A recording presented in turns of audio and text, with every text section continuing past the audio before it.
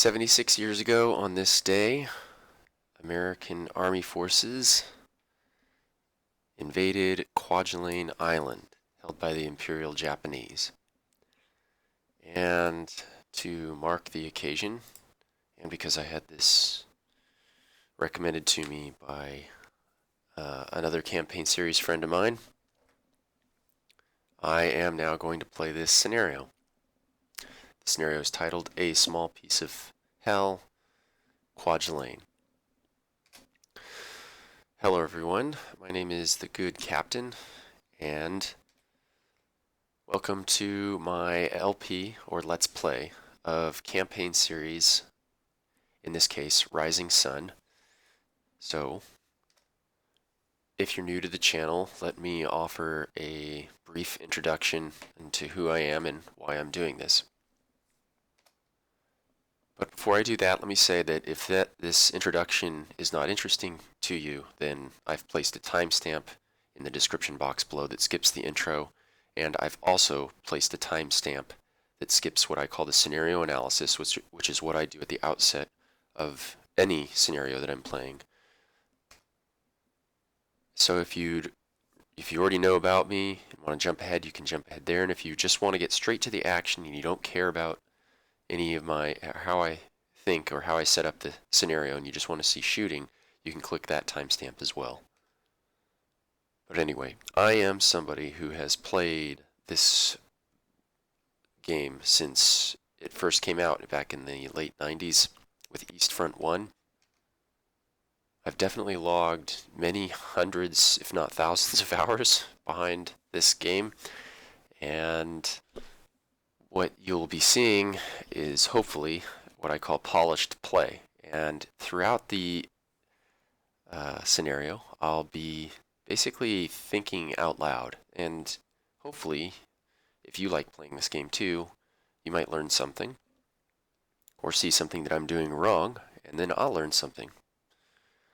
But hopefully, that's much more rare than the latter, or than the former, I should say. So what I'll be doing is first doing a scenario analysis is what I call it. It's where I go through all the pregame minutia, overviewing the map, reviewing the support that is available to us in terms of air, artillery, and reinforcements, coming up with a plan for victory, and then finally executing that plan by moving pieces on the map. I'll also be infusing historical parts, or facts I should say, into this game. And my primary source is this book here. It's called The Marshall Islands, 1944, published by Osprey. I have found these to be fairly reliable for, it's a Wikipedia on steroids, essentially. And there's a few different reasons I do this, and I'll read an excerpt here in a moment, and you'll see why I do that. Or one reason why I do that. So I'm going to call that good enough for an intro. I know we're just over 3 minutes here, but if you would like to hear more about, or a more thorough intro, I'm also going to link in the description box below the first mission in the linked campaign game titled Operation Sea Lion. And I think I do a pretty good job of explaining a little bit more about myself, but this is a very large scenario, and there is going to be a rather lengthy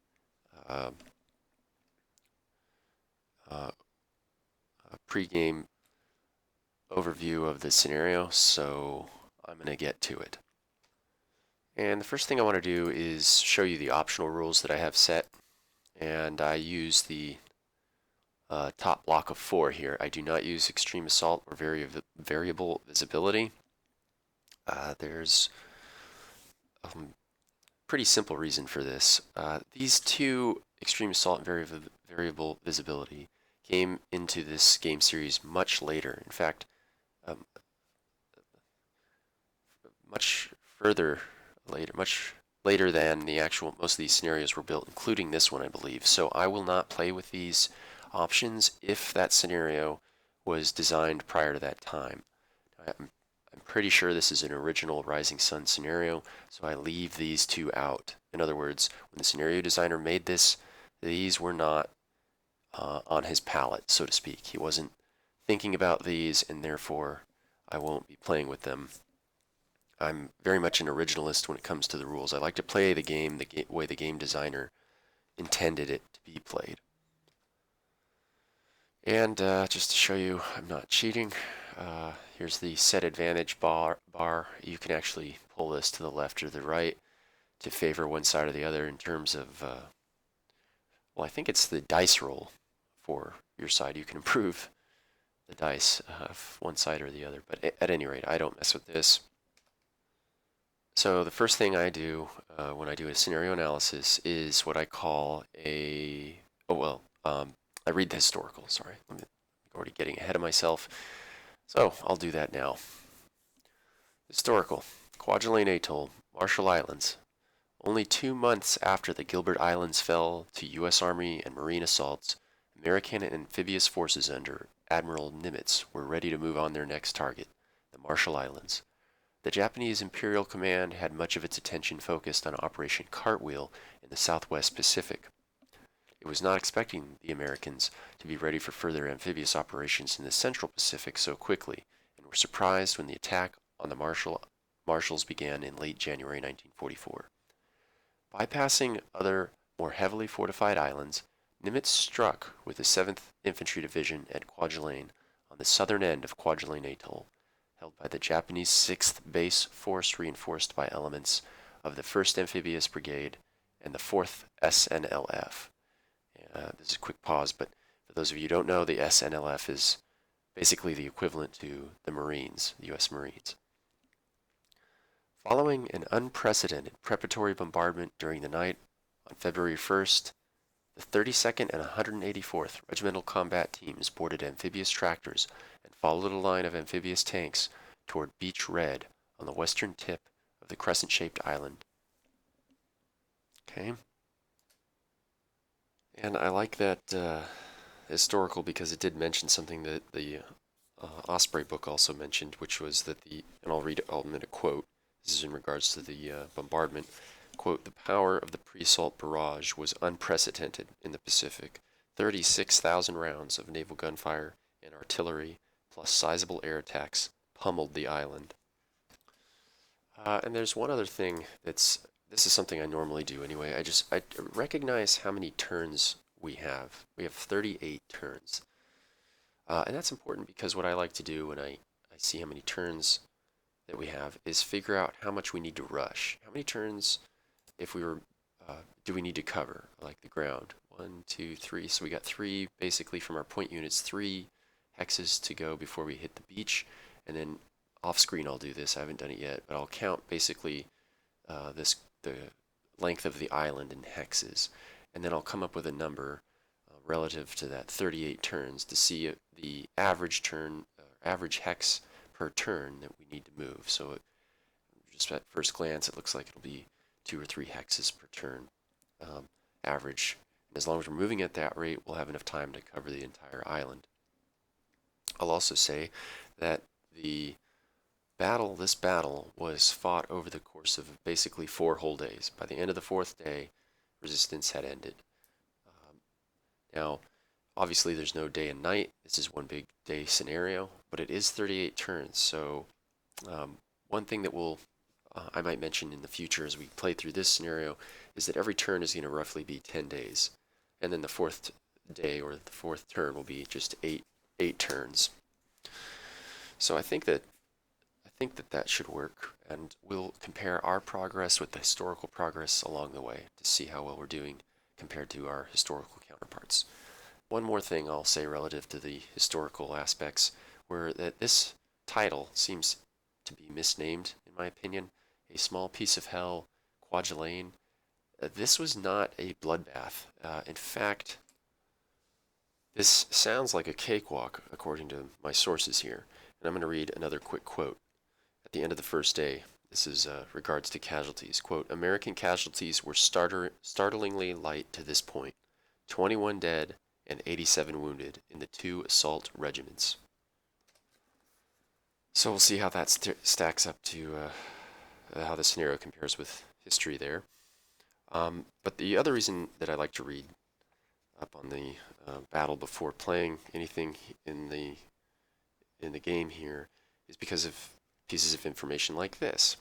So this is in regards to Japanese defenses prior to the invasion. Quote, Kwajalein had a pair of twin 12.7 centimeter guns on each end with two 3-gun 80 millimeter dual purpose batteries on the ocean side, plus two 80 millimeter guns on the lagoon. There were also 5 70 millimeter infantry guns, two 37 millimeter anti-tank guns, 11 3.7 millimeter machine guns, and 18 7.7 millimeter machine guns, with some housed in 15 pillboxes. So we'll see what we see, or we'll see what we run into in terms of these bigger guns. And other than the 80 millimeter dual purpose batteries, two 3-gun 80 millimeter dual purpose batteries on both the left side of the island and the right side of the island. That's basically what it's saying. I'm not sure what those are. Maybe the unit handbook can shed some light on that, and I might look at that here in a moment. But it doesn't. Anyway, my deduction is it doesn't appear that they have very much in the way of guns, and that's especially interesting in regards to indirect fire units. Artillery being the highest casualty producing weapon. I hope to not see too much of that, but we'll see. Okay, now that we've got all that out of the way, we're going to continue on with the scenario analysis. Other than reading the historical, all of that information that I just read was from my source and not directly related to the scenario analysis, but everything from here on out will be. So the first thing I like to do when analyzing a scenario is do a map overview, and that consists of 3 parts. First is elevation, and to best see the elevation of a given map is to dab the 4 key. Now, I've already kind of looked at this. This is not very interesting because we only have one elevation change, and that's after we get off the beach. There's a few of these dark shaded hexes before we raise up to a level 1 from level 0, if you want to call it that. And it basically stays that way through the entire island. Now, this is more interesting in other scenarios, but again, I follow a procedure, and that's my best practice. So we're going to go ahead and there's no real takeaways from the elevation aspect of this. So we'll move into the significant terrain. That's what I call it, significant terrain. And if we just do a quick overview, it just means to kind of look around and see if you see anything that looks significant at the outset. We see lots of palm trees hexes, rubble hexes, a lot of open ground here. This is sort of representing the airstrip. Yeah. And so we have some diagonal roads, which is historically accurate. There's several of these diagonal roads cutting across. It will help to check progress. But yeah, otherwise it's a flat, fairly predictable terrain across the entire island. Now, the most interesting thing in terms of terrain takeaways is what's going on right at the beginning. So what's interesting to me is that we have a beach landing assault, and this beach is 9 hexes wide, and there's really no options to go around. Not that we would want to do that, but we are fairly canalized is what I'm trying to get at. Our approach is fairly predictable, and if you watched my Link campaign game, Operation Sea Lion, you'll know that I'm not averse to changing the plan and going my own way and landing on my own section of beach. But here, we won't have that luxury. We've pretty much got to go straight in. And that leads me to the next significant terrain takeaway, which is this reef, which acts like something worse than a wall in the water. So I don't remember how many points it takes away, but I know these things suck away the action points of your units. So we've got to get over a reef. And then when we hit the beach, we'll be obviously under fire because we can see plenty of entrenched locations, plus a wooden pillbox here, or bunker, excuse me. And then we've also got 4 of these hexes with hedgehogs in them. And hedgehogs act like a minefield if you drive into them with your landing craft. So we will not be going into these hexes, and that's 4 less hexes we have for maneuverability, which puts a premium in our engineers removing them just as quickly as we can, but we'll get to that in a moment. So I think the most significant terrain takeaways are that the analysis of the beach length, beach defenses, and beach obstacles here in the first few turns. So again, we're just keeping this in mind. At least that's how I think about it.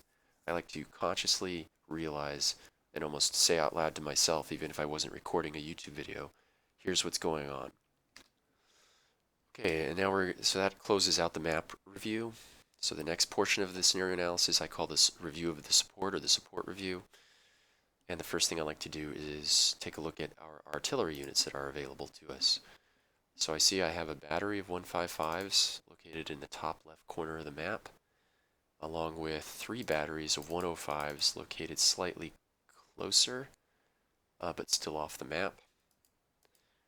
We've got 2 5-inch naval gun batteries on call and 1 8-inch naval gun battery. And these are down in the center bottom left-hand corner of the map. Now, you might be wondering, how the heck are 155s off in the middle of the Pacific? And that's a good question. So the day before this invasion, American forces invaded a couple of islets, small islands, that were very close to the main island of Kwajalein, and set up artillery batteries on them. So very conveniently, we will have artillery support. But that's not all, and I encourage you, if you have off-board artillery, to, and this is a game mechanic that I think is kind of a little bit funky, just because of my knowledge of artillery in real life. The way artillery works in this game is it diminishes in effectiveness as though it were being fired directly. Okay, so there's no difference between indirect and direct fire from these guns. One is not more effective or any different than another. I'll just withhold comments on that and just analyze what our true firepower is here. So first, we want to minus out 11 hexes because that's how far off the 155s are off the board. Dab the 4 key and start counting. Okay, just count along a diagonal path all the way to the relevant area of the battlefield. The reason I'm skipping hexes is because I've already done this, and I can tell you that the 155 batteries are approximately 50 hex range away from the beach, and the 105 batteries are about 45-ish hexes away from the relevant area on the beach. And so now that we know that, we can determine their true effective firepower. And to do so, you'll want to dab the F3 key. And when you do that, it brings up what's called the unit handbook. And then you click Rising Sun, click United States, and then you can find the 105 artilleries, or 155 artilleries. And this can sometimes be a little bit tedious, as you can see. There's really no quick way to find what you're looking for. So I'm going to go ahead and reduce this, because once you find it, you can actually make PDF copies. I'll show you how to do this in a moment, but since I already have them pulled up. Here's the reference cards that you can make, and again, I'll show you how to do this in the future, so don't worry about it right now, but in the future of this same video. But we can cross-reference, you can find the range, which is, again, we're about 50 hexes away with the 155, so we get the true value, the true soft attack value, which is in blue here. And I have both 155s because I couldn't determine which 155s we had, so I pulled the howitzers and the guns. And we see it's a 13 if it's a howitzer, and it's a 17 if it's a gun. Okay, so again, we're just holding this information in our mind. It's not crucial or anything, but it's good to understand relative values of your attacks and how to determine them. Okay, and these are I made a different card here to show the power of the 105s and the 40s. And if you're wondering what the max range of a 105 is, right here it tells you what 45 hexes for a soft target. So at 45 hexes, we're hitting at a 9, so much reduced compared to the 155s. Then the naval guns. The naval guns are approximately 35 hexes off board. They're a little closer because they're down in the bottom left and not catechism to the beachhead. And so because they're closer, their values are a little bit better. We've got 20 firepower value in the 30s for the 5-inchers and a 30 firepower value for the 8-inch guns in the 30s. So now we've analyzed our artillery. So our best guns are the 8-inchers, followed by the 5-inchers, followed by the 155s, and then, of course, the 105s. So no surprise, right? Okay. With the analysis of the artillery units complete, we can go and analyze the next element of the support, which is air. And this one I don't have on a card, so I'll show you how to do it. So we want to see the available air support, and we have, it's all homogeneous. It's just all SB-2C dive bombers, the Helldiver. We've got 8 of them. So we have 8 on-call air raids. And again, what is the effectiveness of these things? Just go to Rising Sun, United States, scroll all the way to the bottom. This is where the aircraft are. Click on the SB-2C dive bomber, and then click this button here, compare. Then it'll open up this tab at the top, and you can see that the SB-2C has a hard attack of 22, soft attack of 30. So realize we're off the bat that air power soft attack is better than the 8-inch naval guns. Remember the 8-inch naval guns were at a soft attack of, oh, never mind, I'm sorry. They're about the same, right? So the 8-inch naval guns are 30, and the SB-2C is also a 30. So when an air attack hits a target, it's hitting it at the same firepower as our 8-inch naval guns. Okay. Next, I like to review smoke and star shells, and since it's not a night, we don't have to worry about the star shells. However, notice that we do have 48 smokes. I love it. I love smoke. I didn't use it that much in the last LCGs, but it is a comforting blanket to know that it's there. Having smoke at your disposal means that you can block enemy lines of sight. This is incredibly helpful when there's pesky positions like concrete pillboxes that you just want to, if not destroy outright, at least you can take them basically out of the game by blinding them. And these will be extraordinarily helpful on a beach assault for obvious reasons. Now, one thing I'll say about smoke, because I might get this question, or you might wonder, at a certain point, I'm probably going to smoke these hexes that are up on this rise of ground here, and you might think, why not put them right in front so that it blinds them? Well, units at a higher elevation can see over smoke, okay? So it'll be easy to blind the units in these trenches and fortifications here, but it will be, we won't be able to blind, we'll be able to reduce the effectiveness of units on the cliff edge here by actually dropping smoke into their hex, okay? We have 48, which is plenty, which I will use furiously in the beginning without regard to saving any until my troops are safely ashore, and then we'll use them more sparingly, or maybe even not at all, as we move through the island. We'll see how much resistance there is. Okay, and the last thing to review in the support area is what do we have coming on and where is it coming from? So we dab the reinforce tab up here, hit the scheduled dialog box, and then the first number is the turn on which they come, and the second set of numbers is, or the turn they should come, they don't always come on that turn, the hex on which they'll arrive. So we see that we have the first 5 turns, high and dry, however turn 6, we get 3 groups of 3, if I recall correctly, yeah. 3 groups of 3, and they're tanks, engineers, that first wave seems to be mostly tanks, engineers, and some light machine guns. Awesome. And then the next turn we get 3 more, and that's a rifle company, 2 rifle companies, more engineers. Yeah, this is a lot of... Corey, you were right. This is a lot of stuff, huh? So I don't know if we'll need all of this, and I know you said we won't. We'll see. Okay, so turn 6, 7, 8, 9. Okay, so every turn starting on turn 6 we'll get something, and then it slowly peters out. Turn 10, we only get 1, 11, 12, 14. Whoa. 15, 17, 18, 19, 20. Jeez, we just get an avalanche of equipment. That is incredible. Okay, that's a little disconcerting. The scenario designer thinks we need all this stuff for what historically was a cakewalk, but we'll see. So the next thing is where are these things coming in? This is kind of important. You really don't want to be surprised by your own reinforcements. So the first group is 26, 27, 28. Looks like 27, 28 is pretty popular. So 26, 27, 28, and then 21's in there. 19.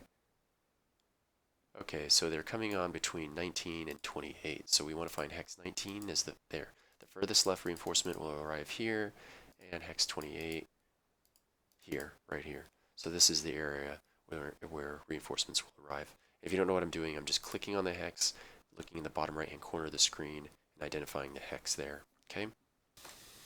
Okay, so finally we get to the victory, what I call the victory portion of the scenario analysis. What is the plan? How will we attack?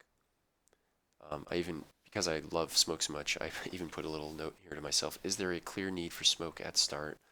Do we have enough time relative to all the other factors to accomplish a major victory? Okay. One thing I did forget to go over in the map overview that I'll go over now because it's just as relevant here is the objectives. The first thing you want to do is understand what is the cost of victory. We need to get 1,800 victory points to accomplish a major victory, and then that directly relates to our objectives. There are a bunch of them. I forget how many. I'm sorry. You can count them yourself if you want, but I'll do it just a second. Okay, there's 27 objectives, and they total 1,850 points. So that's 50 over what we need. So if we captured all the objectives, all things being equal, we would have 50 points over. Okay, but we're going to take losses, but we're also going to be giving losses. So inflicting losses, I should say. So as long as we keep the Japanese side of the ledger higher than the American side, and we capture all the objectives, we should get the victory. And then, of course, if you'll remember, I said it's a good idea to count how many turns you have relative to how much distance you have to cover. And from front to back, this thing is roughly 42 hexes from our lead units, counting the shallow water, and arcing over and around and over this island all the way to this objective here. That's about how much hexes we're dealing with, okay? So, yeah, it's about, we should try to keep, at least one hex a turn would honestly probably net us the major victory. Yeah, so we keep that in our back of our mind as well. And now we can start to plan. Now that we've done that analysis, we can come up with our plan. How are we going to go about doing this? For my money, I don't think I'm going to be doing anything special, actually, at least not in the beginning. This looks like a fairly standard landing. I am worried about overcrowding the beach.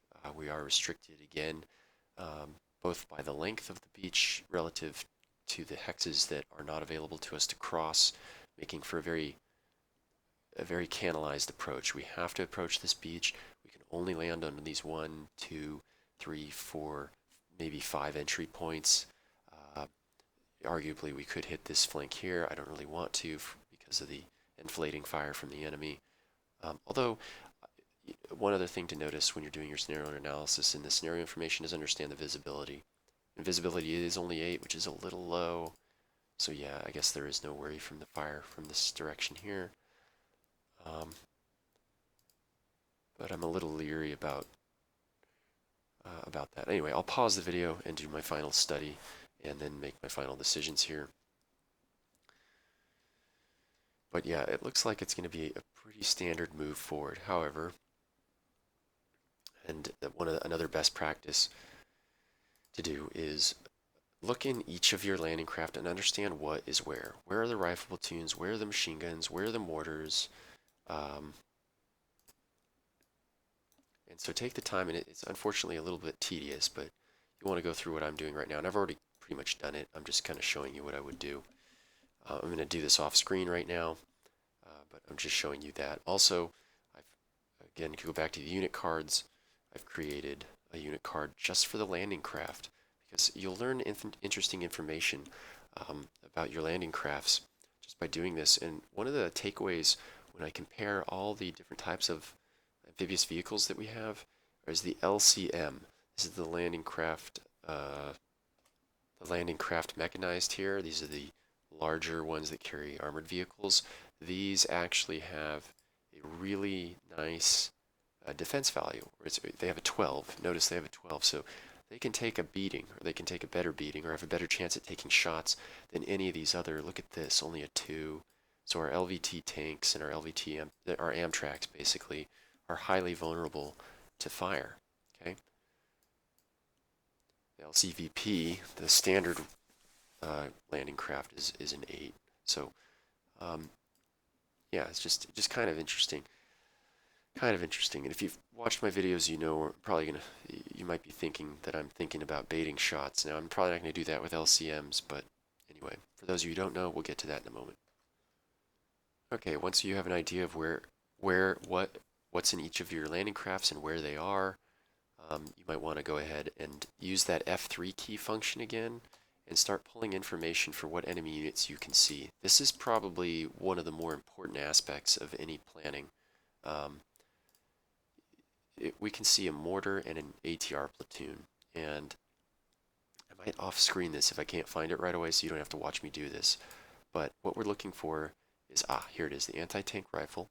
So we'll throw that into the comparison, and then we're going to find the mortar, Japanese mortars, and start try to track it down purely by identification. So you can actually match the depiction of, here are the dual purpose guns. Remember the book said they had 80 millimeter dual purpose? Let's throw that in there since we know, or I think we should run into those.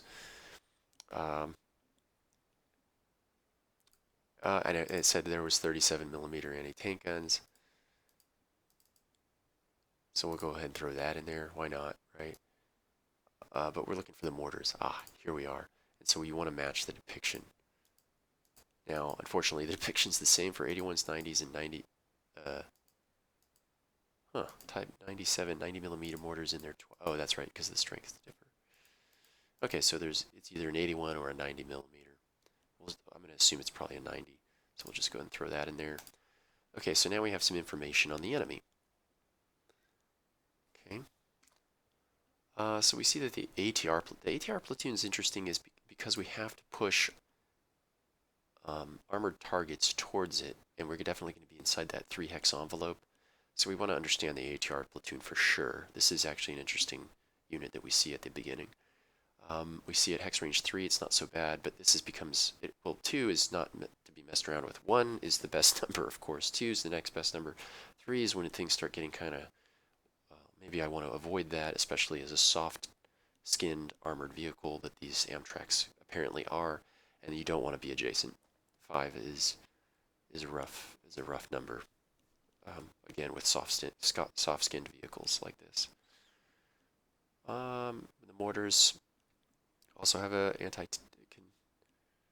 hit at a 2 hard targets, 5 hex range. Yeah, that's fairly interesting as well. So definitely want to bombard that or smoke it even. And then the soft, of course, isn't much better for them. The mortars, that is. So anyway, that's me thinking out loud about that. Okay, and the final piece of information before we get to moving some pieces is the 12 strength points per hex rule. As a general rule of thumb, you don't want to have more than 12 strength points per hex. So why? Because the enemy starts getting awesome bonuses every time they shoot at you if you overstack. That's what I call it. Overstack by 13 or more. And it goes up for the more SP it's overstacked, the more the bonus the enemy gets. So if you have to overstack 13 or 14, but really don't want to exceed it ever. So notice, and the reason that's important is some of our hexes some of the hexes we occupy start out overstacked. So this one here is 14 hexes. I will not allow this. So the first thing I'm going to do, or one of the first things I'm going to do as I'm moving forward towards the beach, is make sure the enemy doesn't get any extra bonuses. So I'm going to break up any groups that have more than 12 SP in their hex. Okay, I'm going to take a little pause, study the battlefield one last time, and then run it up again, probably say a few more words, and get to moving. So we're coming to the end here, I promise. Okay, I'm back, and here's the plan. The 32nd Battalion, which is this group here on the right, is going to hit the beaches along this 5 hex spread. And the 184th is going to hit the beaches on this 4.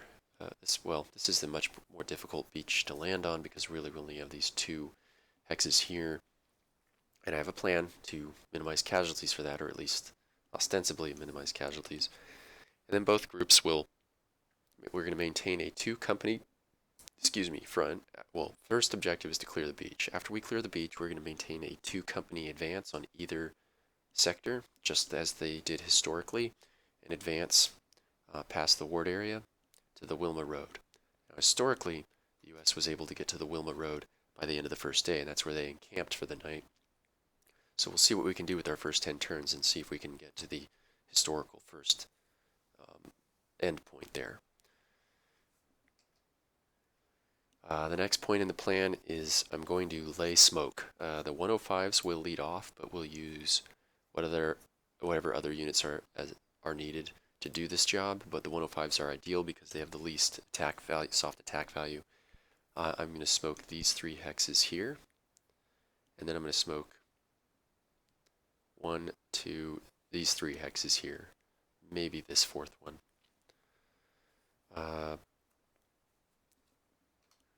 I'm probably going to keep that up for the first 2 turns and probably 3 turns. So I'm expecting to expend, let's go on the heavy side, let's say 21 smokes in the first 3 turns. So nearly half of my smoke, yeah, it's safe to say that half my smoke will be expended on the first 3 turns. Again, this is all to get as many troops as we can safely ashore. Well, safety is first. We want to get everyone we can safely ashore. And to that end, I'm only going to use what force I think I can safely get ashore. I'm not going to charge everybody forward into a mass, and just, I'm not going to bust the 12 SP cap. I'm not going to stuff all these units into those few beach hexes that we can actually land on. I'm going to land them essentially piecemeal, which is not historical, but it's what I feel inclined to do given my study of the battlefield. And finally, where do they go? Identifying where the engineers were. Yeah, here's my engineer platoon. This is the only engineer platoon in this area. The rest are on landing crafts and Amtraks that are over here. So these guys are going to they're going to have a free pass to the front line because I want to get 4 engineer platoons on the ground just as quick as we can, and starting to remove these obstacles. Okay, the hedgehogs, I mean to say, for follow-on waves and to open up the beachhead and really allow our reinforcements to land. So again, at the beginning it's going to seem a little piecemeal, and now we're going to start moving units. Now, unfortunately, there's no cheap way of doing this. In other words, there's these landing crafts are all worth 4 or 5 victory points to the enemy. So the LCMs are worth 5. And there's really no cheap units. There's no silly ATR platoons that we can use as cannon fodder to draw fire. So we're just going to have to move rifle platoons. We're going to move rifle platoon loaded landing crafts. And we're going to start from the rear. And we're going to start on this flank. And the reason we start from the rear is that if there's any, I don't know, big guns or ranged units like this mortar, we'll be doing what I like to call baiting shots. In other words, enticing the enemy to shoot at your units. And in this case, we're controlling that by moving the units that are farthest away, which reduces their enemy's firepower effectiveness. Okay? So the first thing I'm going to do is, we're not worried about unit cohesion right now. We're just worried about getting a certain amount of SP and rifle platoons on the shore to clear these initial hexes so that we can bring up our machine guns and other support units. So yeah, we'll start with you, sir. And you will move here.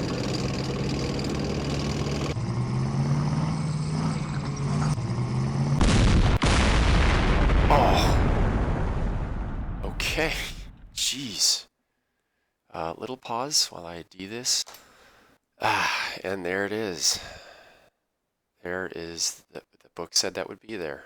A 12-point centimeter, or in this case 127 millimeter or whatever, gun. And look at this thing. This thing is a monster. It is a monster. You know, there's nothing. So that's exasperating, but it's totally understandable. This is a beach landing. That's an historically accurate gun that was available to the Japanese, but at least at the outset, I have a feeling in real life it was probably knocked out by the shelling. So it gets. I've just heard no mention of it in the book. But okay, let's take a look at the strength. Here we are. Yeah. Okay. So we've lost quite a bit. Our rifle platoon was cut in half. We're down 21 points. And this thing can fire again. That's the other thing the unit handbook can tell you. Sometimes these bigger guns can only fire once, but the action points fire cost is only 40. That means you can fire twice, up to 80 of its 100 action points. So it's probably going to tear us apart if we keep moving. The other thing is not move anybody, so it can't shoot again on this turn. It'll shoot twice its next turn. God, and that thing is just hugely lethal. Yeah, and it's the 8 hex view range guarantees that the lowest, in terms of the bait hex range, we could land it at 8 hexes. But look at the heart attack value, 23. That's the best. That's the lowest attack we could get from this thing, unless it's got. If it was smoked, it would be 11 or 12. I forget if fractions rounded down. But we won't have smoke until next turn, so it's going to crack off at least 2 more shots, probably 3 if we keep moving, and it's going to wreck everything it touches. And it's already cut. Wow. I'm frazzled. That frazzled me. Oof. Okay, I took a pause and I really studied the battlefield and thought about it, and I don't want to tangle with this thing. And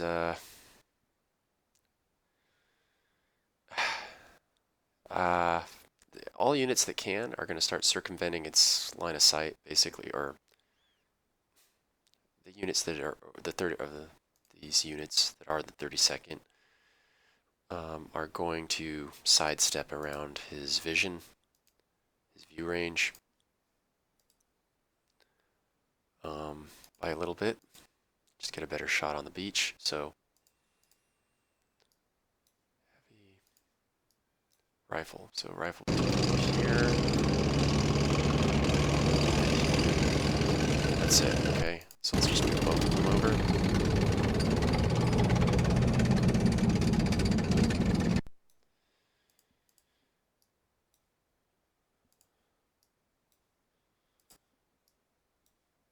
Okay. Yeah. Yep. So let's leave this guy. Let's leave this on so we don't. Oh, yeah, that's right. Okay. So you will go here. Like so.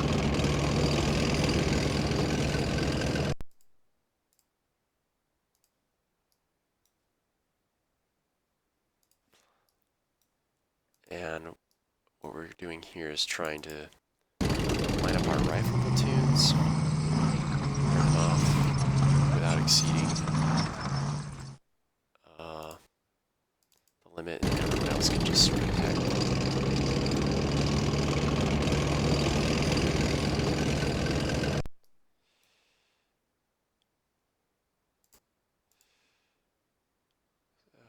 Where's that busted one? Yeah, we want to pull you back.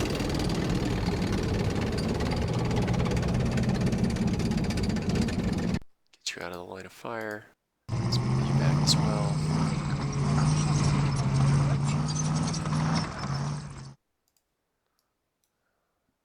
And now, yeah, I am an overstack. Why? Because there's no artillery in the first turn. 6-4.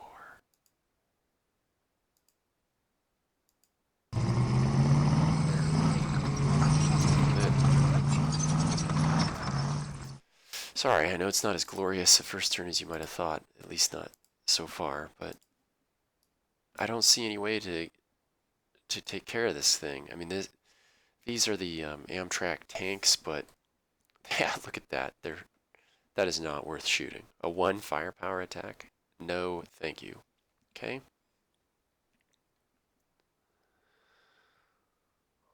Okay.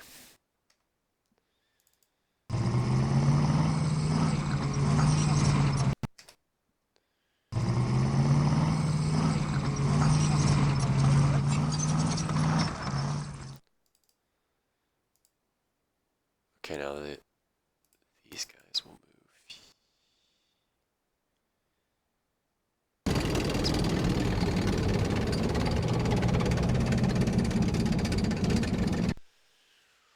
The reason I'm not going to move anyone that's not adjacent to um, the max view of that big gun. I am going to move the engineers, though.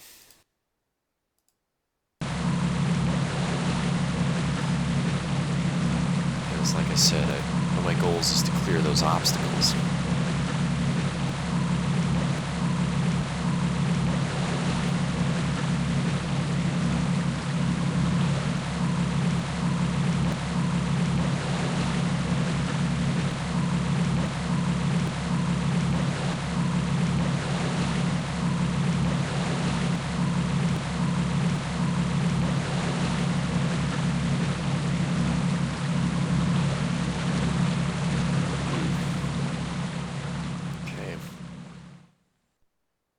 Yeah, and I don't want to move.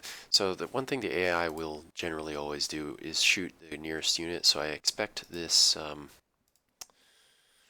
12.7 centimeter gun to shoot at, they're 5 VPs per. They're going to shoot at these thin-skinned LVT A1 tanks, which are just going to have to soak the hits. Yeah, I hate to do this, but I'm gonna have to burn what I call burn a turn. And then what we'll do, since we're done moving units, yes, I'm not kidding, that's all I'm gonna do. It's either that or charge everyone in, and I just, with my piecemeal attack plan, it's not conducive to have this thing firing unhindered, so we will smoke his hex.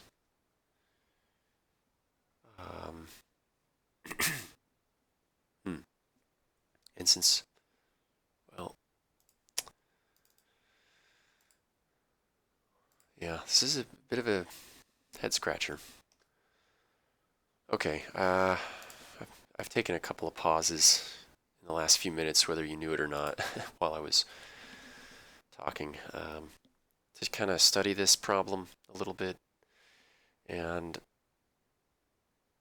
this thing really is kind of gumming up my advance. So if I smoke it and disrupt him, he can be brought down to at least a semi-respectable, something like a 6, 5 or a 6 firepower attack, and that is a much easier pill to swallow. So we want him smoked, and then we want him disrupted. And once that happens, we will resume the invasion. So assuming that that happens, which is an assumption I think we have to make at this point, I'm now going to smoke the rest of this beach here. 1, 2, 3, 4. And we'll pick the ATR platoon up here to be smoked. So that's 6. We used up all 105 batteries to fire smoke. I think I'm good with that. And then literally every other gun is going to dump into that hex in an effort to try to eliminate that gun. And then I'm also going to throw a Helldiver at it. And maybe we'll get lucky. And it will bomb this actual unit that I tell it to bomb. And that's it. So before we advance, I always check to make sure that all the artillery has been shot and air raids have been considered. And all the artillery has been shot. And we just called in an air raid. And I don't want to move any units. So this gun will shoot. It'll probably shoot twice, and it's probably going to just gut whatever it shoots at. So let's see what happens. What's this? Oh, it's asking me to save. No thanks. Yep, just shattered that. For shooting back. I should have told him not to fire. Yep. Completely dropped one of those platoons.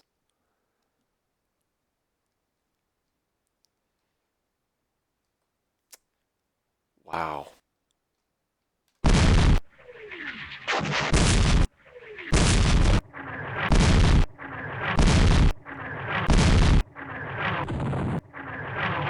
Okay, come on, baby.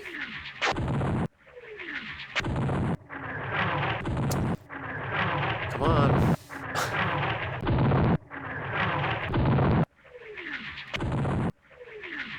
They're disrupted. There it was.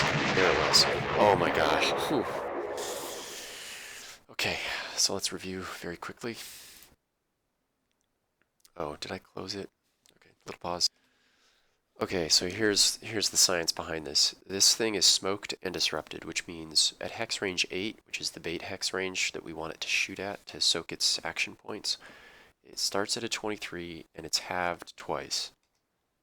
So I'm thinking 23 goes to 11.5 and 11.5 goes to 5 3/4. So I'm thinking it's a 5 firepower attack at hex range 8. So that's what we want. Now who's going to do it? Okay, after studying the battlefield, this is what I've decided to do. Who's going to do it is the LCMs. I know this is crazy. I'm going to pick the LCM that has the Stewart. There it is. So each LCM is worth 5, but recall that each LCM has the best defense value at a 12. Okay, so this is the unit that we have at our disposal right now that is least likely to be affected by a 6 firepower or 5 firepower armor attack against it. And I'm hoping this guy shoots at this 8 hex range, so let's try. No, didn't. Let's leave it there. Pull another target. To shoot at. Now all we have is M4s. I don't want to use M4s. Let's use the M8 HMC. 7 strength points. And now we'll use the M4.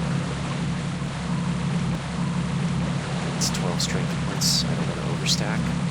So now I will pull back.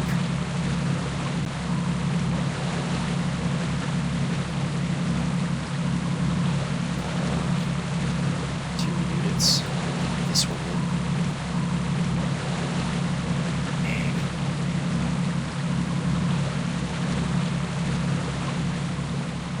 This one back. This one. Okay.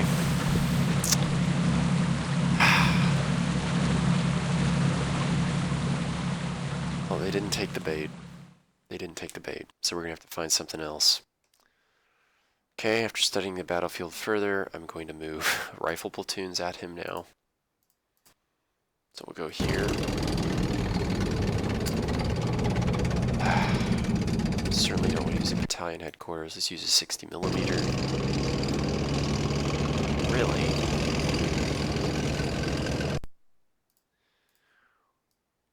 Not an engineer, no. Not a heavy. Here's a rifle platoon. He's disciplined. Okay, it really doesn't matter. Let's move him up.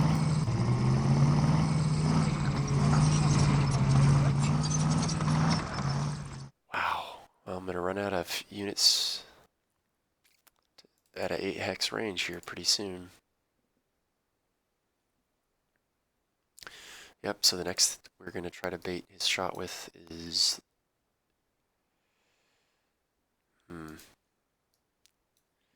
Not you. Not you.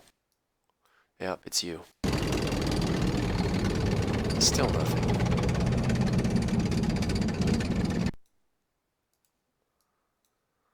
Okay.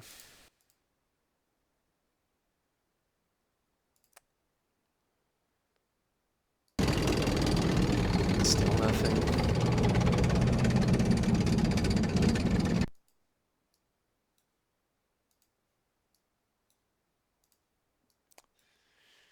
boy, there's just no right answers anymore.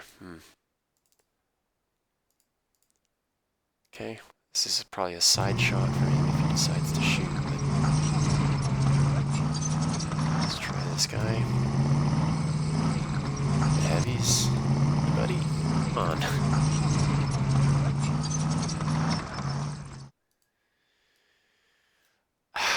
Alright, rifle 2. Still not shooting.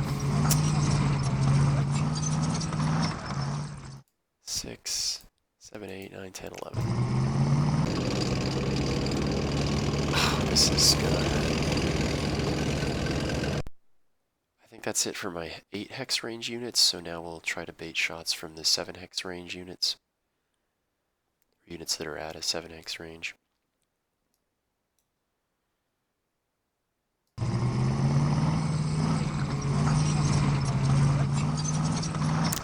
cal? I don't want to risk him.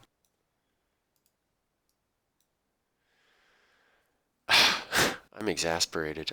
I don't know, this guy's just not shooting his guns.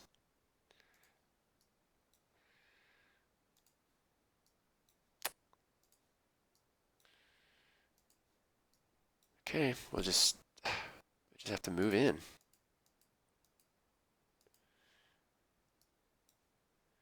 Let's give him a light machine gun.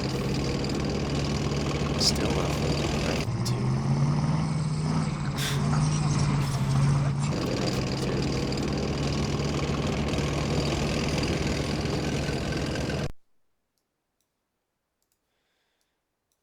Rifle 2. Wow. Wow.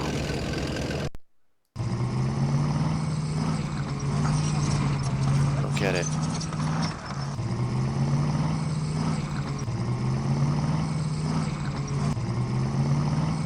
Okay. I don't know if he doesn't want to shoot. Maybe he can't shoot. Am I screwing this up?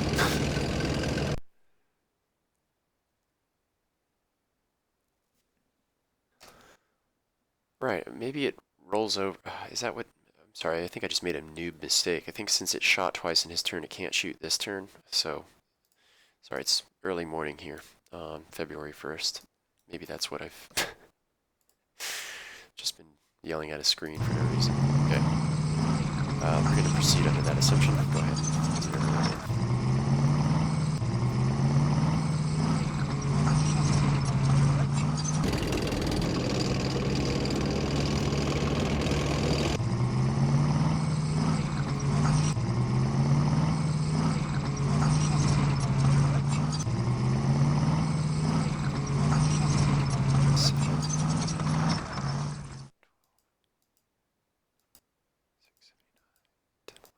Okay, good. Just checking to make sure we're not busting that strength cap.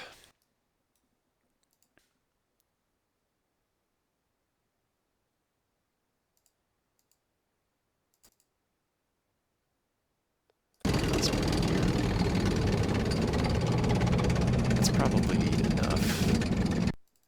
The rest of these units can sort of maneuver in that direction.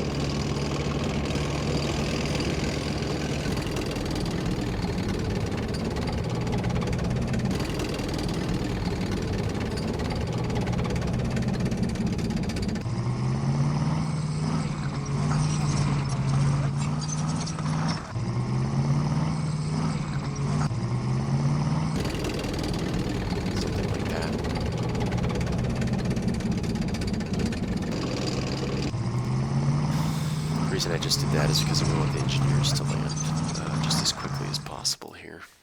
Okay. Now the 184th. I'd really just like 3 rifle platoons. I don't want to send any support really. So that's you. I want the LVTA ones to take the hits so we don't move past them.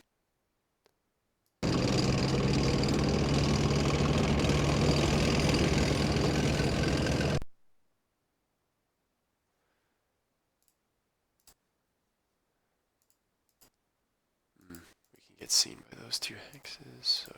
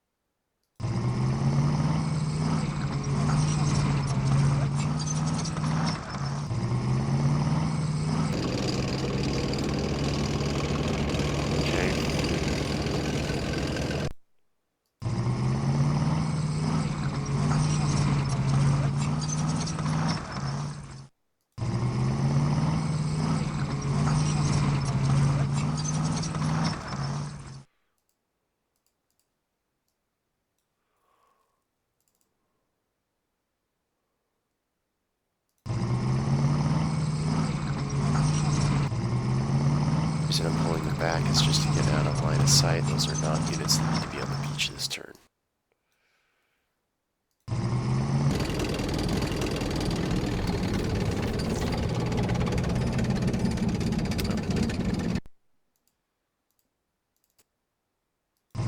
Just hold these guys back in reserve.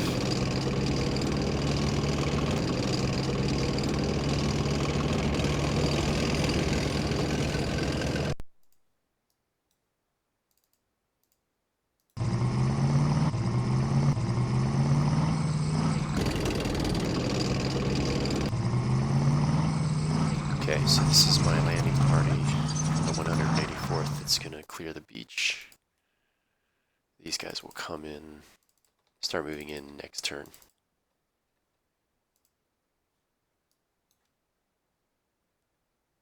Now just get out of the line of sight.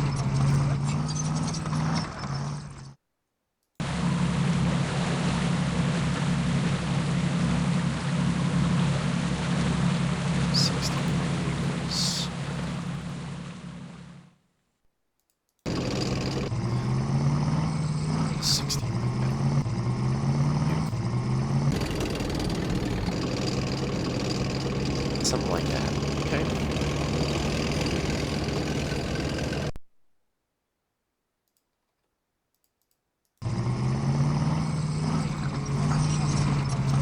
Okay, so the 32nd's on its way in, and the 184th is on its way in. This is a much better look. Now we need to replenish the smoke. And yeah, we don't know what's here. The 37 millimeters could be there. More. I think it's there was a pair of these guns, so they could be more of anything anywhere. So one thing we need to do is smoke. Oops. This hex directly. This hex directly.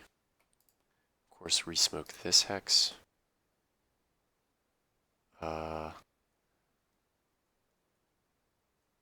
And then 1, 2, 3, like that. 2, 3, 4, 5, 6. Okay, 6 smokes again. And the artillery, I hate to keep doing this, but I think we're going to need one more turn of just throwing all of our naval gunfire at that to try to keep it disrupted. It's too lethal. And we're running out of LVT. We're going to run out of LVTs to soak all the hits.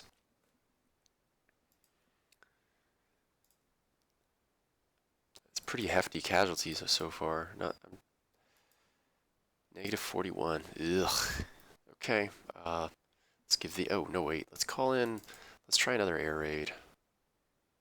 This is the crucial time to me. Once we get on the ground in force, I'm very confident I can sweep this scenario, especially after Corey's tip-off. But we want to. This is where we need to spend our time and energy and efforts to making sure we do this very correctly. So, another air raid, if you please. Give the enemy its turn. We don't need to save.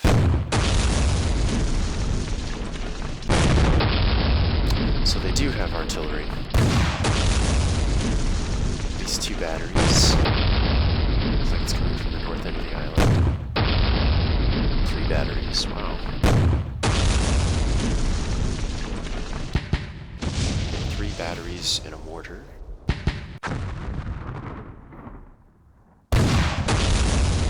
Okay, 4 batteries and a mortar. Jeez. Wow.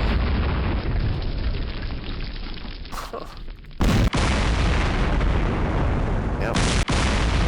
Hey, a no effect. Excellent.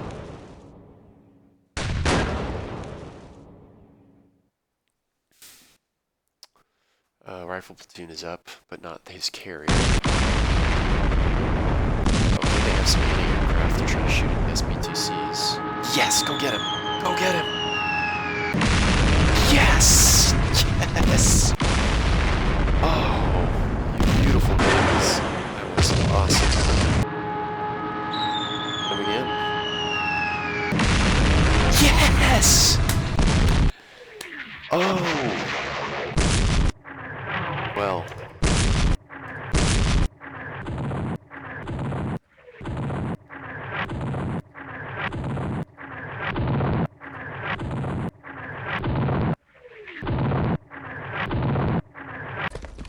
Oh, we retreated somebody. A machine gun. Not disrupted, interestingly. Okay. We owe those pilots some beer. That is for sure. Let's take a look at what kind of units we took out. It was a single strength point, 127 millimeter dual purpose gun. And the anti-tank rifle platoon was a 2-strengther. So that's 8 VP. The enemy has taken its first hits, and we've rolled back that negative 51 or whatever to a negative 43. Okay, we're on our way. Let's do a time check. An hour 6. Well, for those of you who skipped the introduction, I would feel like I was cheating you if I didn't do at least one more turn. So I'll do one more turn. Okay, one thing that we uncovered here was this unknown unit, and the unit handbook shows it to be a, oops, wrong one. Shows it to be an 80 millimeter dual purpose gun. I just matched the depiction in the book to the unit I'm looking at, and so yeah, again, there's the 80 millimeter dual purpose gun. That's historically accurate as well. So yeah, this thing's not as big deal as the 127 millimeter, obviously, if you take a look here. But it is interesting as, it's fairly interesting as something to shoot at soft targets, so we need to be wary of that. But it can't see any of our troops just yet. Not sure what saw that. Somebody, before the smoke went down, got laid down, saw it, I guess. Okay. Okay, I think we're just going to push in. We're just going to push everyone in behind our smoke screen.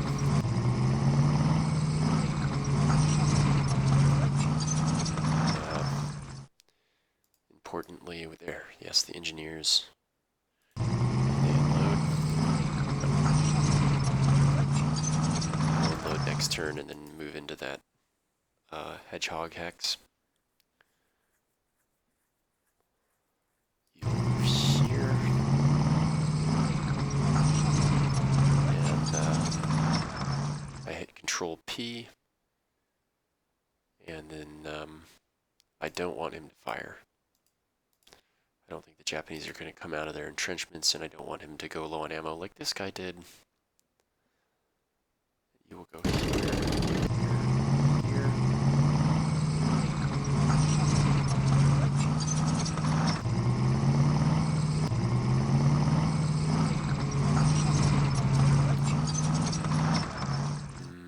Yeah, we'll just hold here as well.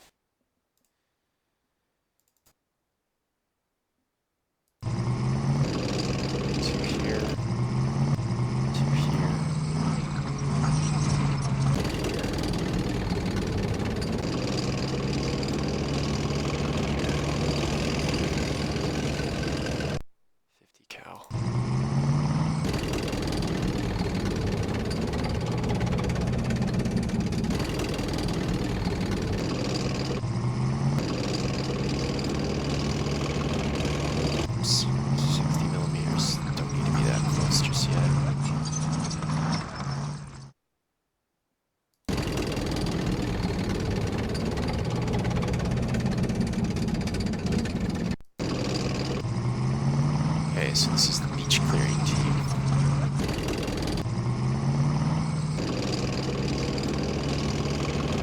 So they're ready to get offloaded next turn. And then the following turn we should start tearing up the beach defenders. Okay.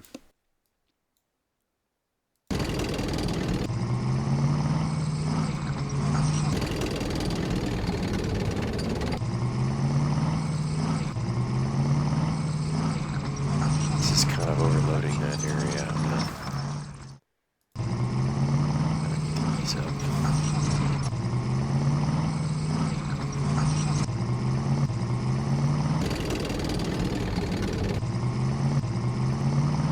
Something like that.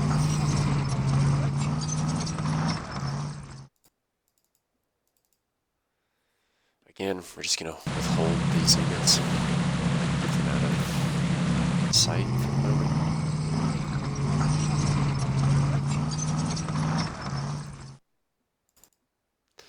All of these guys can move it forward 1 hex.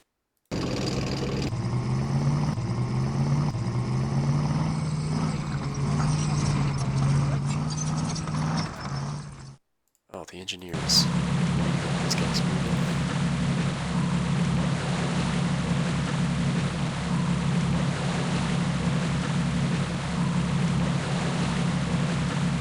Okay. I'm happy with this. You're a little far back. Oh no, you're right where you should be.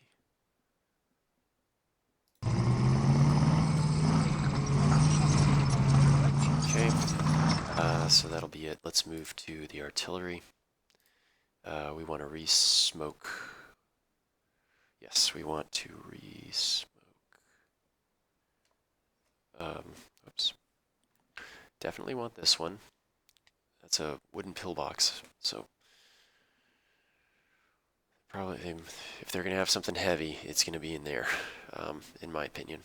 And then, well, it could be anywhere really, but let's re-smoke. Yeah, let's direct smoke this one and this one. And yeah, now we're gonna use 4. 1, 2, 3, 4.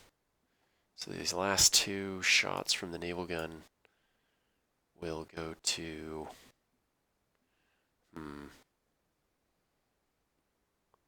let's hit what we can see. That's these 2 guys here. And we're finally targeting actual soft targets that our artillery can hurt. So, okay. That's it. No need for air raids.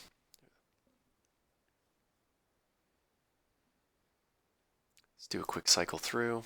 Let's just make sure we touched all the units. Okay. All right. Give the enemy its turn. No, thank you. Not yet.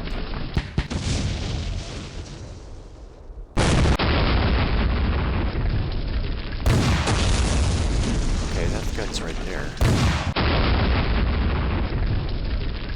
What units are able to do that to us? Oh, they're still half hex. Wow. There's a anti-gun.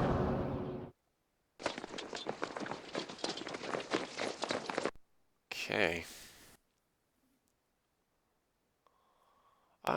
That turn was so quick. I should do one more.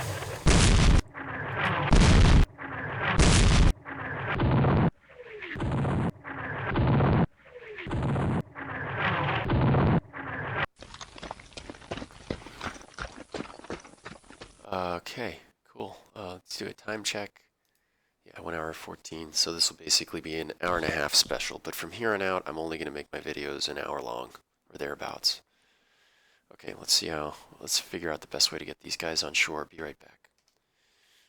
Yo, I'm back. So the first thing we're going to do is, we'll start with the most obvious thing first. Let's unload these engineers.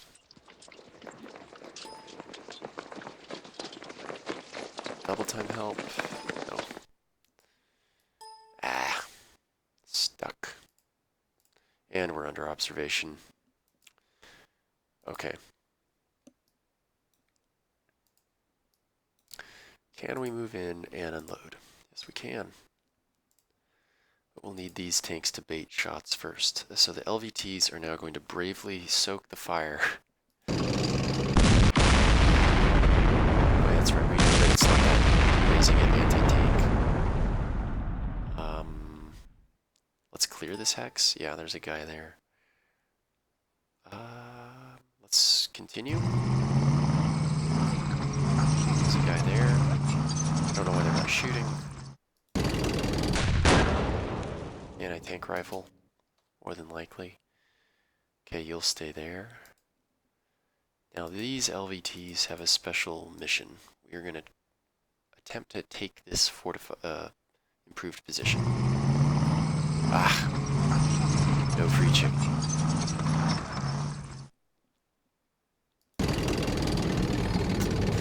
And at least least we are scoping out enemies' defenses.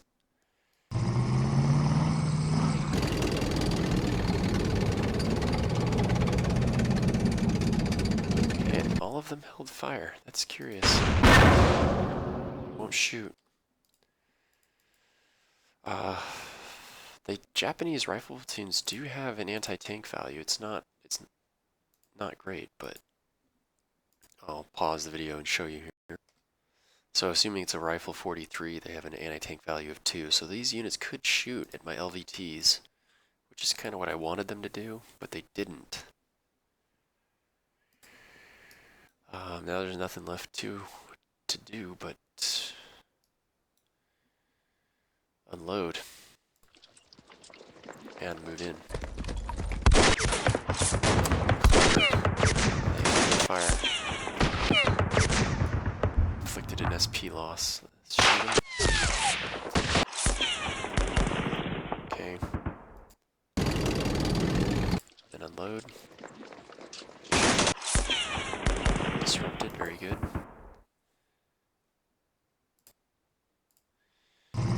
No! Oh, I thought those were treated like mines. I'm a little surprised. Someone who knows something better than I knows more about these things than I do can tell me why I didn't just get nailed like a minefield. I thought that's what... Huh. Sorry everyone. I thought maybe it's because they're Amtronics. I thought if you drove into those hexes, you would get mined. My bad. Yes, I know I'm overloading these hexes, but we need to get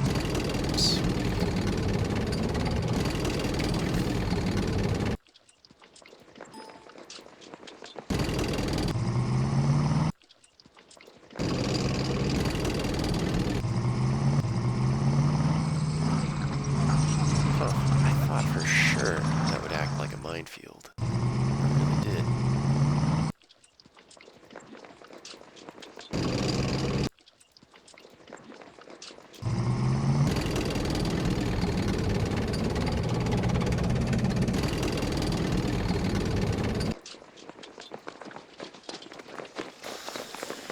Okay, we are ashore in force on this flank.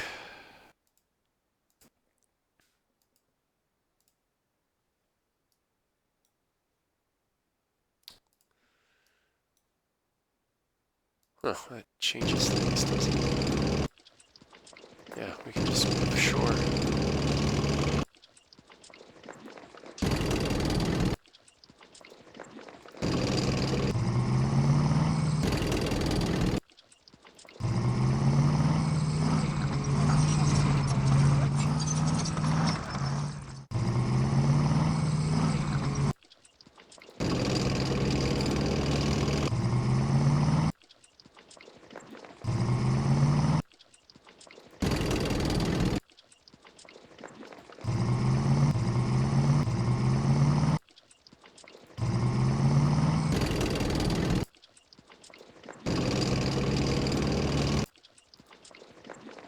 Well, not a bad job here. Yeah, quite a bit of overstacking here. I know. Said don't do this, and now I'm violating that rule, but well,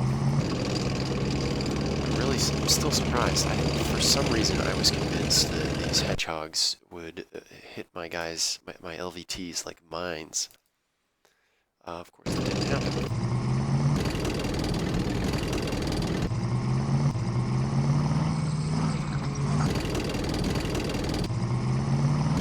So we'll move the second wave in.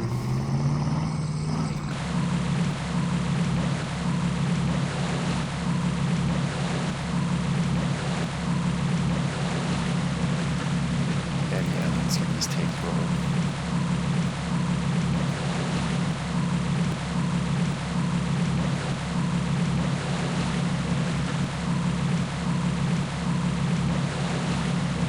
Something like that. Let's do a quick cycle.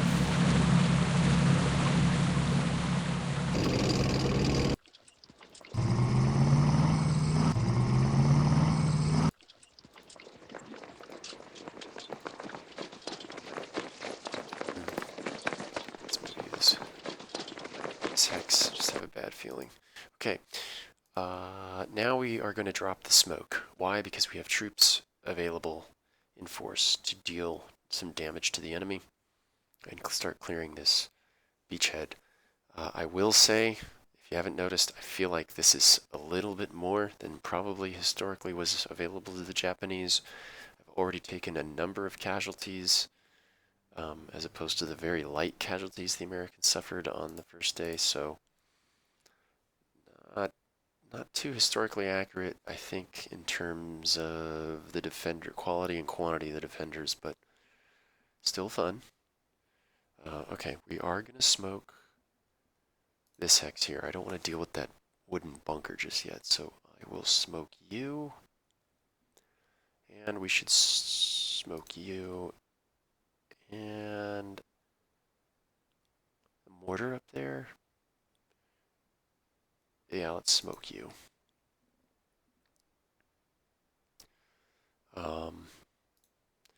Everything else will get some love. Let's give...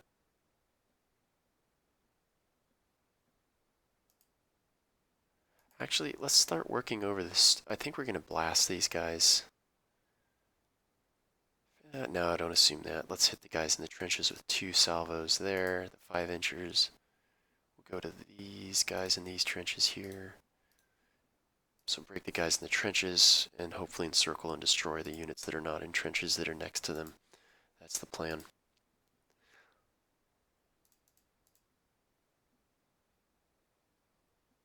Okay, let's go ahead and give the enemy its turn, and I expect to take some losses from indirect for sure. This beach is packed. Oh, air raids. Do we want to do any air raids? I don't know who can see that. Oh, now you can see this guy. Yeah, let's try a point air raid on that guy right there. And give the enemy its turn. Oh my goodness.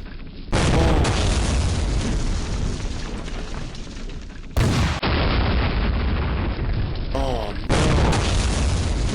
Oh my god.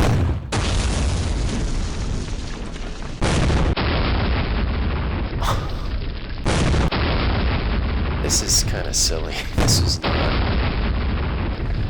is not historically accurate. Okay. I'm going to detach myself from comparing too much to the historicity of this scenario to the actual events, because what a bloody beach.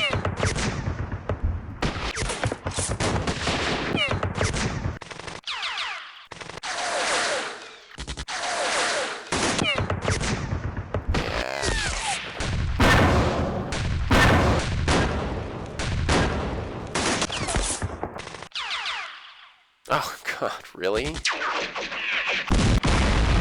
Oh, come on.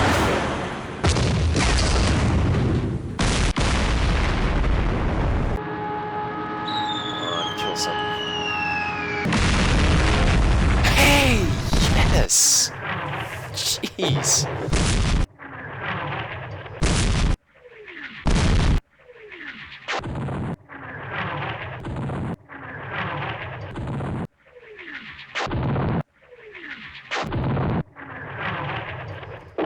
Okay, we're not in terrible shape. Yeah. But man, -86. Boy, that's frustrating. I really, for some reason, I just believed to my heart and soul that this would just be like the historical battle. This is far, far, far more casualties than was actually suffered on this landing. This is as if, it's almost as if the preparatory bombardment didn't happen. There's just a solid wall of Japanese defenders. Their guns are still all available apparently, so, but that's okay. We have lost, so far, I'm going to end the video now, but we've lost 5 LVT A2s, 10 LVT A1 amphibious tanks, and 10 strength points of rifle platoon. That to me is, I guess it's standard for a beach landing, but I, again, wasn't expecting it. In return, we've blasted one rifle platoon, taking out one strength point each of these two types of guns, and one strength point of a rifle platoon. So,